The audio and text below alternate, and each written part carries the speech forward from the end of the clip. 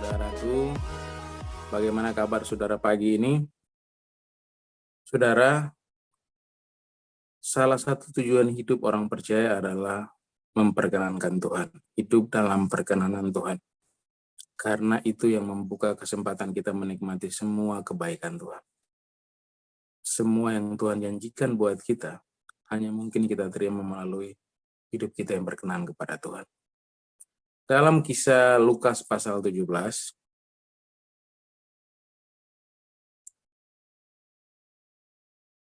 Lukas pasal 17 ayat 11-17 ada sebuah cerita 10 orang kusta yang mencari Tuhan dan disembuhkan, dan hanya satu orang kembali untuk mencari Tuhan, dan orang ini berkenan kepada Tuhan.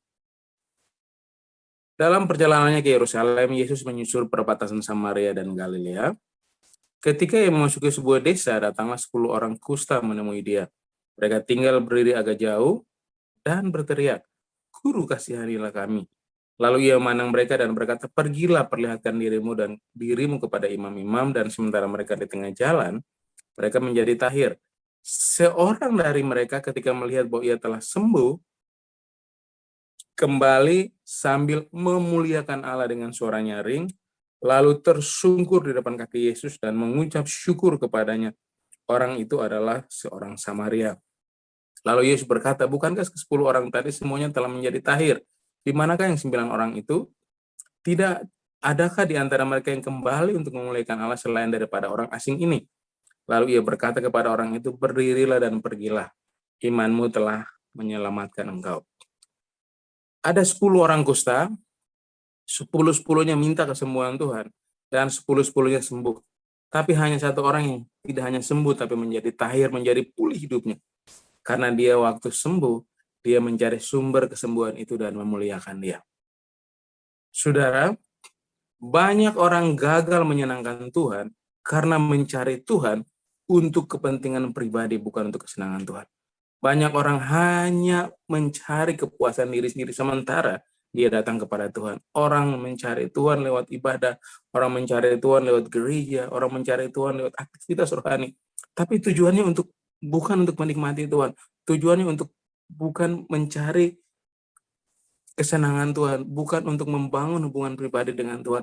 Tapi banyak orang mencari Tuhan untuk kepentingan pribadi, untuk sembuh dari sakit, untuk pulih secara ekonomi. Salah? Tidak salah. Tapi itu bukan tujuan utama. Itu bonus. Alkitab bilang semuanya akan ditambahkan. Itu yang ditambahkan buat kita, bukan yang menjadi tujuan utama. Bukan menjadi prioritas utama kita cari Tuhan. Kesenangan Tuhan atau perkenanan Tuhan adalah kebutuhan terbesar orang percaya. Nah, pertanyaannya bagaimana caranya kita berkenan kepada Tuhan? Ada 2 hal penting yang kita bisa sharing dari ayat ini. Yang pertama, fokus utama kita pada hatinya Tuhan, bukan pada keinginan kita. Fokus utama kita pada hatinya Tuhan, bukan pada keinginan kita. Tuhan lebih peduli pada pertobatanmu daripada pemulihan keadaanmu. Karena lebih mudah Tuhan memulihkan dan menyelesaikan masalahmu daripada menantikan pertobatanmu. Sebab pertobatanmu adalah keputusan pribadimu bersama Tuhan. Untuk buat kita sembuh dari sakit lebih mudah. Untuk memulihkan kita secara finansial lebih mudah. Untuk membuat kita lebih baik dari posisi kita yang hancur-hancur, Tuhan lebih mudah. Tuhan sangat mudah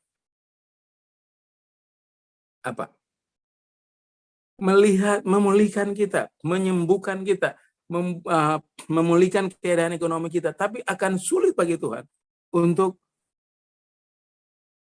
pertobatan kita. Kenapa? Pertobatan kita adalah keputusan pribadi kita bersama Tuhan melalui karya Roh Kudus. Roh Kudus mampu pulihkan kita, Tuhan mampu. Tapi harus ada keputusan kita untuk mau dipulihkan. Sementara kesembuhan hak prerogatif Tuhan. Tuhan bisa sembuhkan, Tuhan bisa pulihkan. Itu sebabnya apa? Hanya satu orang yang berkenan, karena satu orang yang datang kemudian untuk dipulihkan Tuhan. Yang 9 orang hanya mencari Tuhan. Saudara, bahayanya kalau kita fokus kepada kepentingan kita bukan pada pribadi Tuhan adalah apa? Kita bisa sembuh dari sakit, tapi bohong tetap jalan.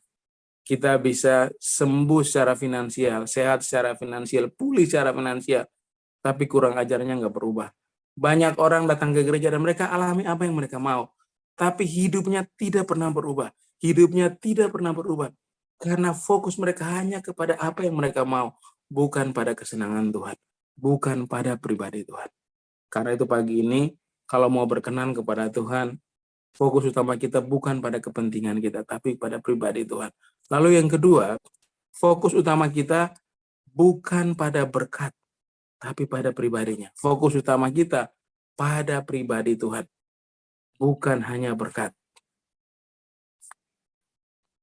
Fokus utama pencarian rohani kita adalah pribadi Tuhan dan bukan berkatnya. Kalau kita cari Tuhan untuk berkatnya, kita salah. Memang kita cari Tuhan, kita punya kebutuhan. Kita butuh untuk dipulihkan, kita butuh untuk finansial, kita butuh untuk sembuh, kebutuhan kita. Tapi Alkitab bilang apa? Cari dulu kerajaan Allah dan kebenarannya, semuanya baru ditambahkan. Itu bukan tujuan. Mencari berkat bukan tujuan. Mencari sembuh bukan tujuan. Dipulihkan bukan tujuan. Itu hasil dari perjumpaan pribadi dengan Tuhan. Waktu kita fokus mencari wajah Tuhan, Tuhan akan pulihkan. Bapa tahu kebutuhan kita. Bapa tahu apa yang kita mau. Jauh sebelum kita ngomong. Waktu kita dekat sama dia, senangkan dia. Mau dekat, punya hubungan pribadi dengan dia. Semua yang menjadi kebutuhan kita, Tuhan tanggung jawab. Memiliki Tuhan itu memiliki segalanya. Tanpa Tuhan, kita nggak punya apa-apa. Kalau begitu, fokus utama kita adalah Tuhan. Jangan sampai kita fokus pada berkatnya. Kita bisa dapat semua berkat, tapi tanpa Tuhan berkat itu nggak ada apa-apanya. Bisa hancur dalam sekejap, bisa hilang dalam sekejap. Tapi waktu kita bersama Tuhan, mungkin kita nggak punya apa-apa hari ini. Tapi bersama Tuhan, selalu Tuhan menyediakan apapun. Makanya berkat orang di dalam Tuhan itu berkat yang pas-pasan. Pas butuh, pas ada.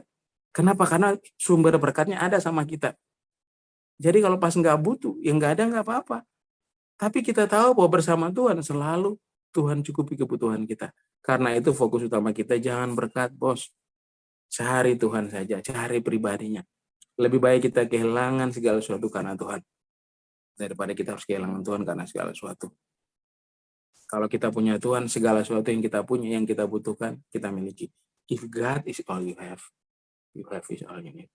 Ketika Tuhan menjadi satu segala yang kita miliki, kita memiliki semua yang kita butuhkan. Kenapa? Dia punya semua. Dia memiliki semua. Apa ada yang tidak ada pada dia? Semua ada pada dia. Waktu kita mencari pribadinya, waktu kita senangkan dia, semua yang kita butuhkan bukan cuma hari ini, sampai masa depan dia kasih. Bukan cuma kebutuhan jasmani, surga aja dia kasih buat kita. Apalagi cuma kebutuhan hidup kita hari ini. Itu sebabnya Alkitab berkata apa? Ia yang tidak menyayangkan anaknya sendiri, tapi mengaruniakannya bagi kita. Bagaimana mungkin dia tidak mengaruniakan segala sesuatu kepada kita? Pagi ini, fokuslah kepada Tuhan, cari pribadinya. Bukan berkatnya, cari pribadinya. Bukan hanya untuk kebutuhan, kepentingan kita. Tuhan Yesus memberkati.